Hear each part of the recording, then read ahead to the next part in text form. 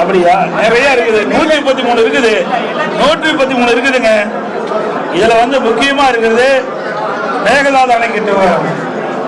அதே போல நம்முடைய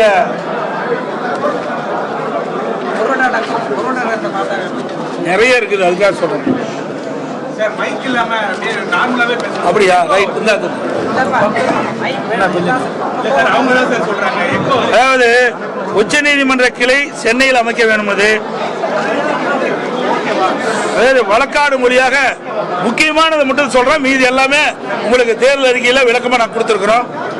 வழக்காடு மொழி தமிழ் இடம்பெற வேண்டும் என்பது மகாத்மா காந்தி ஊரக வேலைவாய்ப்பு திட்டம் உறுதி திட்டத்தில் இன்றைக்கு இந்த விடியா திமுக அரசாங்கம் 100 நாள் இருந்து 150 நாளாக உயர்த்தப்படும் சொன்னாங்க. 2021 சட்டமன்ற பொதுத் தேர்தல் போது அந்த கோரிக்கையை நிறைவேற்றல.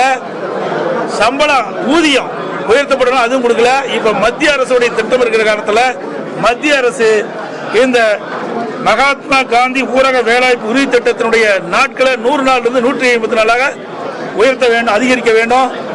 அந்த மகாத்மா காந்தி ஊரக வேலைவாய்ப்பு உறுதி திட்டத்தில் பணி செய்கின்ற அந்த ஊழியர்களுக்கு ஊதிய உயர்வு 450 வழங்க வேண்டும் என்று தெரிவிச்சிருக்கிறோம். மத்திய அரசின் திட்ட நிதி பகிர்வு அதை பற்றி தெளிவாக கொடுத்திருக்கிறோம். மேகதாது அணை, முல்லை பெரியார் அணை பிரச்சனைக்கு தீர்வு காண வேண்டும். பாலாற்றில் தடுப்பணை கட்டும் முயற்சிக்கு எதிர் இன்றைக்கு தொடர்ந்து நமக்கு அநீதி இழுத்து வருகிறது அண்டை மாநிலம்.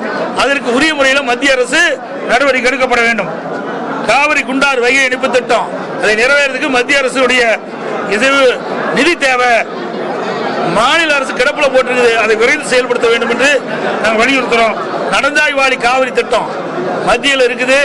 இந்த மாநில அரசாங்கம் விடியா திமுக அரசு போராடி வாங்கல. எங்களுடைய நாடாளுமன்ற உறுப்பினர் வெற்றி பெற்று வருகின்ற பொழுது நடந்தாய்வாளி காவிரி திட்டத்தை வலியுறுத்தி தேவையான நிதியை வாங்கி அந்த திட்டத்தை நிறைவேற்றுவோம்.